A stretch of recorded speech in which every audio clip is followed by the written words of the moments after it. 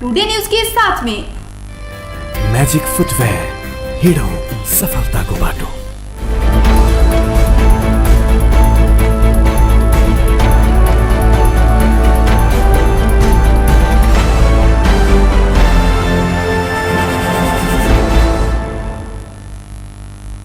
नमस्कार, टुडे न्यूजमा यहाँहरूलाई स्वागत छ। म आशा अधिकारी।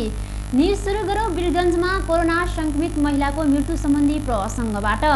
बाराका एक कोरोना संक्रमितको उपचारको क्रममा वीरगञ्जमा मृत्यु भएको छ। बाराको जितपुर सिमरा उपमहानगरपालिका 14 डुमरबान बस्ने 55 वर्षीय महिलाको नारायणी अस्पतालमा मृत्यु भएको हो। उनको उपचारको क्रममा सोमबार साँझ 7:45 उनको मृत्यु भएको अस्पतालका प्रवक्ता एवं वरिष्ठ चर्मरोग विशेषज्ञ डाक्टर अतुलेश कुमार चौरसियाले जानकारी दिए। उनलाई सोमबार बिहान 11:15 नारायणी अस्पतालमा भर्ना गरिएको थियो। मधुमेह र हाइपरटेन्सनको समस्याले ग्रसित उनका काँडा कोभिड निमोनिया देखिएको थियो। तत्कालै आइसियु कक्षमा राखेर उपचार सुरु गरिएको थियो। जिन एक्सपर्ट विधिबाट कोरोना परीक्षण गर्दा संक्रमण पुष्टि भएको थियो। यो सँगै वीरगञ्जमा कोरोना संक्रमणबाट मृत्यु हुनेको संख्या 62 पुगेको छ। उता मात्रै 58 जनाको कोरोना संक्रमणबाटै मृत्यु भएको छ। वीरगञ्जमा मृत्यु भएका 62 जना मध्ये 41 जना पर्साका छन्। 2 जनाको ठेगाना खुलेको छैन भने बाराका 14, रोहटका 4 जना र सर्लाहीका 1 जना छन्। जिल्ला प्रशासन कार्यालय सप्तरीले आज मंगलबारबाट नियमित कामकाज सुरु गर्ने भएको छ।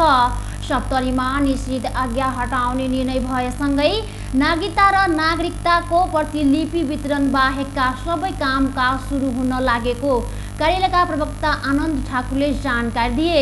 मन्त्री परिषदको साउन 26 गतेको बैठकबाट भएको निर्णय र जिल्ला सङ्कट व्यवस्थापन केन्द्रको सोमबार बसेको बैठकले गरेको निर्णयको आधारमा कार्यालय सञ्चालनमा आउन लागेको ठाकुरले जानकारी दिए।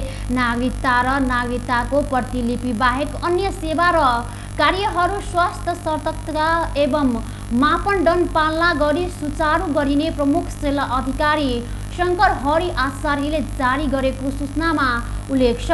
यसअघि सोमबार बसेको बैठकले जिल्लामा जारी गरिएको निषेध आज्ञा हटाउने निर्णय गर्दै भिडभाड हुन नदिने निर्णय गरेको थियो। पर्साको पोखरिया नगरपालिकामा छोराले प्रहार बुबाले छोराको हत्या गरेका छन्। नगरपालिकाको वार्ड नम्बर 6 श्रीसियाका स्थानीय 70 वर्षीय लक्ष्मी शाहले सोमबार राति 8 बजेतिर प्रहार गरेको छोराले 35 वर्षीय छोरा मागधो शाहको ज्यान गएको प्रहरीले जनाएको छ। छोरा प्रहार गर्ने लक्ष्मी शाहलाई इलाका प्रहरी कार्यालय पोखरियाले नियन्त्रणमा लिएको प्रहरी निरीक्षक चन्द्र कुमार सिंहले बताए। छोरा प्रहारबाट गम्भीर घाइते भएका माधवको उपचारका लागि वीरगञ्ज लाग्ने क्रममा बाटोमा मृत्यु भएको प्रहरीले जनाएको छ।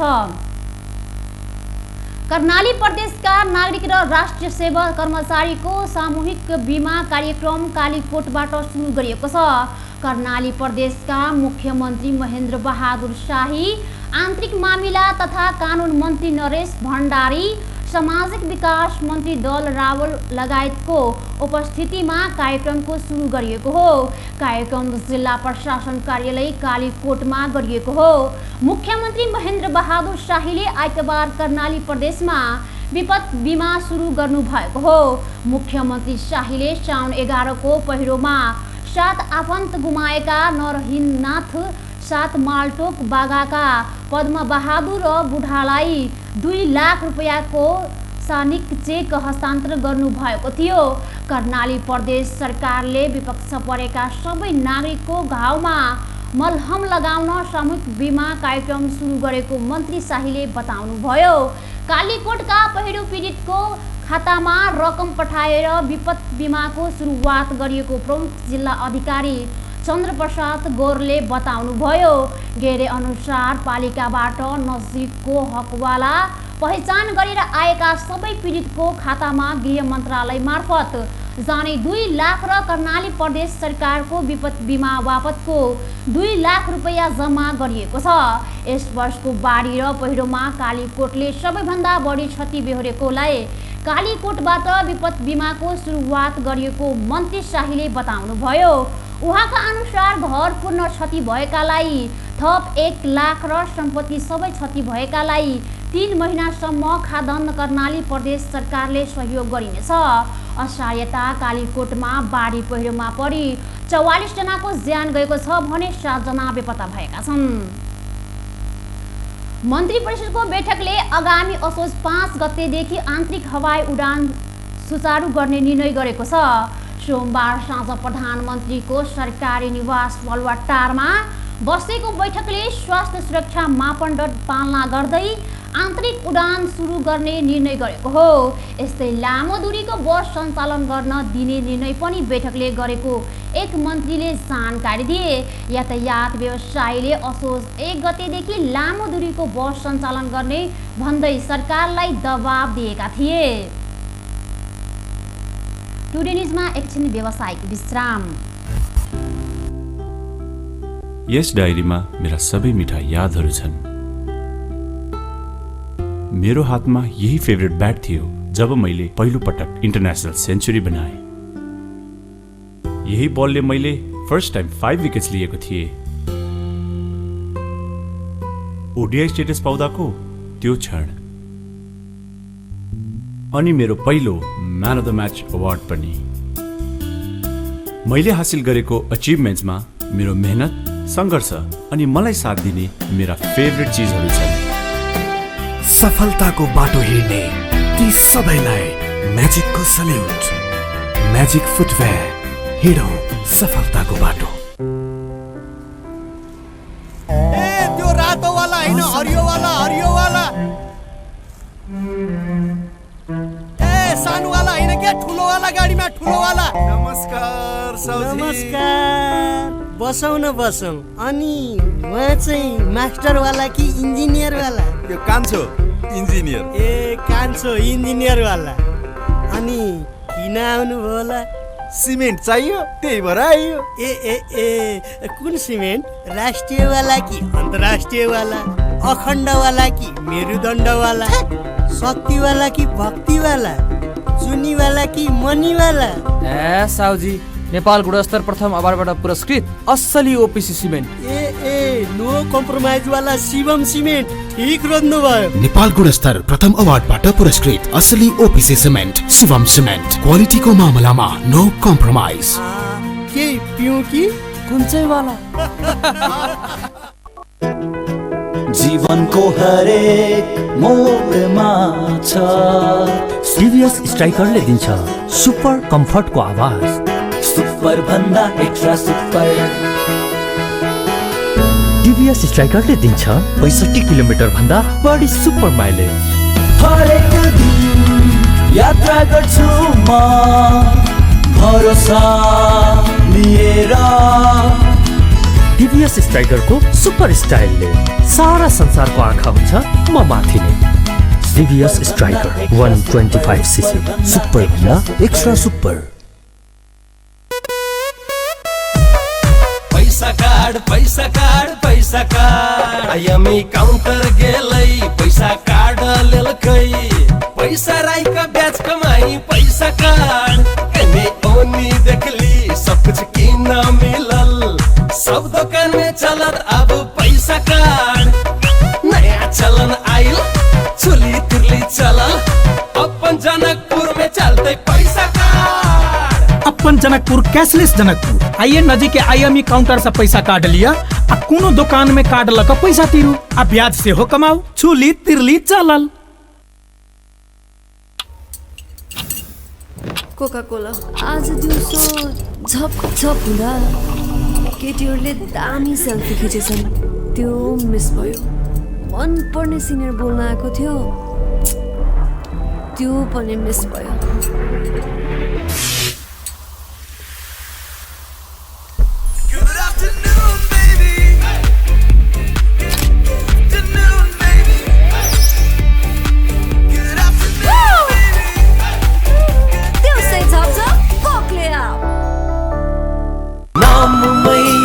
शक्ति छ नाममै, सङ्गीत छ नाममै, पहिचान छ। Tansen OPC cement. हाई हाई सुन न म तिम्रो लागि जहाँ पनि जान सक्छु नि। साच्ची कहाँसम्म जान सक्छौ?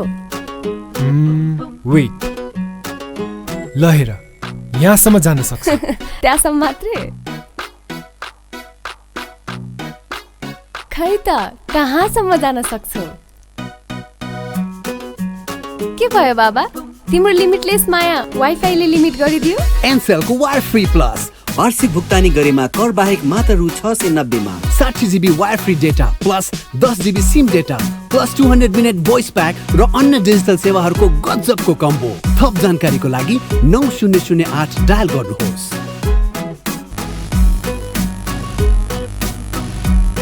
एनसेल आज भोलि सधैँ सँगै। विश्रामपछि स्वागत छ। अब बाँकी प्रसङ्ग। खगोल शास्त्रीहरूले शुक्ल ग्रहको वायुमण्डलमा एउटा ग्यास भेटेका छन् जसले त्यहाँ जीवन भएको सङ्केत दिइरहेको छ। शुक्र ग्रहको बादलमा केही सूक्ष्म जीव तेरिरहेको हुन सक्ने सम्भावना जताएको छ। भेटिएको ग्यासको नाम फस्फिन हो। एउटा यस्तो अणु जुन फस्फोरको कण र 3 हाइड्रोजनको कण मिलेर बनेको छ। धरतीमा फस्फिनको सम्बन्ध जीवनसँग छ। यो पेन्गुइन जस्ता जनावरको पेटमा पाइने सूक्ष्म जीवसँग जोडिएको छ र दलदल जस्तो कम अक्सिजन भएको स्थानमा पाइन्छ। यो ग्यास माइक्रोब्याक्टेरिया अक्सिजनको अनुपस्थितिमा उत्सर्जित हुन्छ। फस्फिनलाई कारखानामा पनि बनाउन सकिन्छ, तर शुक्र ग्रहमा त कारखाना छैन र निश्चित रूपमा त्यहाँ कुनै पेन्गुइन पनि छैन। त्यसो भए शुक्र ग्रहमा यो ग्यास किन छन्? यद्यपि वैज्ञानिकको समूहले शुक्रमा जीवन भेटिएको दाबी गरेका छैन। उनीहरूले यो सम्भावनाबारे थप पत्ता लगाउनु पर्ने बताएका छन्। भारत सरकारले प्याजको निर्यात रोकिएपछि नेपाल समेत प्याज पाइने छाडेको छ। भन्सार विभागका महानिर्देशक सुमन दाहालले भारतले प्याज निर्यात रोकेको जानकारी दिए। भारतबाट 29 भदौदेखि प्याज नआएकाले नेपालमा अभाव भएको व्यापारीहरू बताउँछन्। काठमाडौँको कालीमाटी स्थित तरकारी बजारमा आलु प्याजको होलसेल व्यापार गर्दै आएका दधिराम उप्रेतीले भने भारतबाट प्याज आउन छोडेपछि नेपालमा पनि पाउने छोड्यो। कुनै व्यापारीसँग भएको प्याज पनि महँगोमा बिक्री भइरहेको छ। व्यापारीहरूले 1 किलो प्याजको मूल्य 80 रुपैयाँ भन्दा बढी लिने गरेको उपभोक्ताहरू बताउँछन्। जबकि अघिल्लो दिनसम्म प्याज 66 रुपैयाँ प्रति किलो पाइन्थ्यो। भारतले निर्यात रोकेको बहानामा व्यापारीहरूले स्टकमा रहेको प्याजको कृत्रिम अभाव सिर्जना गर्दै महँगोमा बेचिरहेको आशंका उपभोक्ताहरूको छ। भारत सरकारले प्याजको मूल्य अधिक बढेको भन्दै निर्यात बन्द गरेको हो। निर्यात बन्द गरेपछि बजारमा प्याज प्रशस्त पाइने र मूल्य पनि कम हुने भारत सरकारले विश्लेषण गरेको छ। हाल मनसुनको न्यूनी चाप्य रेखा नेपालभन्दा दक्षिणतर्फ अवस्थित रहेको छ। अहिले देशभर सामान्य बदली रही केही स्थानमा मेघ गर्जन र चट्याङ सहित हल्कादेखि मध्यम वर्षा भइरहेको जल तथा मौसम पूर्वानुमान महाशाखाले जनाएको छ। मङ्गलबार देशभर सामान्यता बदली रही केही स्थानमा मेघ गर्जन र चट्याङ सहित हल्कादेखि मध्यम वर्षाको सम्भावना रहेको छ। प्रदेश 1, प्रदेश 2, प्रदेश गण्डकी प्रदेश वा 1-2 स्थानमा भारी वर्षाको सम्भावना रहेको महाशाखाले जनाएको छ। यस्तै आज प्रदेश 2 को केही स्थानमा पनि पानी पर्दैछ। आज राति देशभर सामान्यता बदली रही केही स्थानहरूमा मेघ गर्जन र चट्याङ सहित हल्कादेखि मध्यम वर्षाको सम्भावना रहेको छ। राति पनि प्रदेश 1, बागमती प्रदेश र गण्डकी प्रदेशका 1 वा 2 स्थानहरूमा भारी वर्षाको सम्भावना रहेको छ। अब अन्तर्राष्ट्रिय प्रसङ्ग।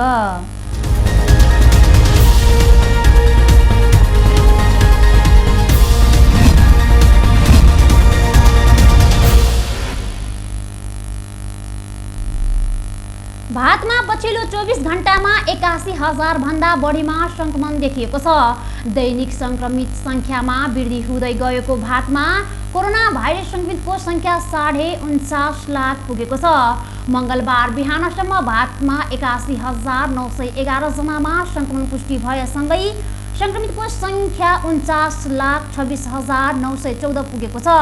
संक्रमित मध्ये अहिलेसम्म 38,56,214 जना संक्रमित भएका छन् भने 9,89,860 जनाको उपचार भइरहेको छ। यस्तै भारतमा कोरोना भाइरसको संक्रमणले मृत्यु हुनेको संख्या 80,000 नाघेको छ। पछिल्लो 24 घण्टामा 1,054 जनाको मृत्यु भएसँगै भारतमा कोरोनाले मृत्यु हुनेको संख्या 80,808 पुगेको वर्ल्डोमिटर्सले जनाएको छ। हवस् त यसका साथै टुडे न्युज अहिलेको लागि सकियो। हाम्रो अर्को बुलेटिन लिएर पुनः उपस्थित हुने नै छौँ। हेर्दै गर्नु टिभी टुडे। नमस्कार।